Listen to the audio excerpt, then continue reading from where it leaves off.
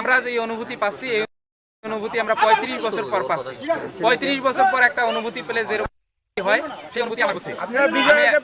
আমি আশা করি সকল শিক্ষার্থী উৎসবমুখর পরিবেশে ভোট দিবে এবং নির্বাচন কমিশনের প্রতি এবং প্রশাসনের প্রতি আমার আহ্বান, আজকে সারাদিন নিরপেক্ষ সুষ্ঠুভাবে নির্বাচন বাস্তবায়ন করার ক্ষেত্রে তারা যেন বিমাতা সুলভ আচরণ না করে এবং তারা যেন সুষ্ঠু পদক্ষেপ গ্রহণ করে।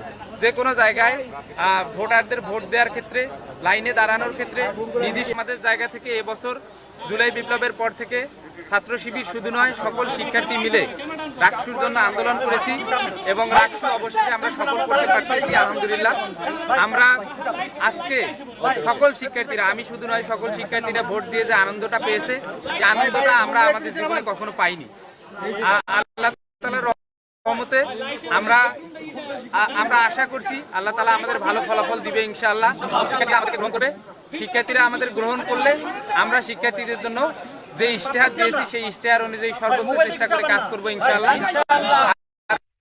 যদি বলে এই অনুভূতি সকল শিক্ষার্থীর মতো আমারও অনুভূতি একই।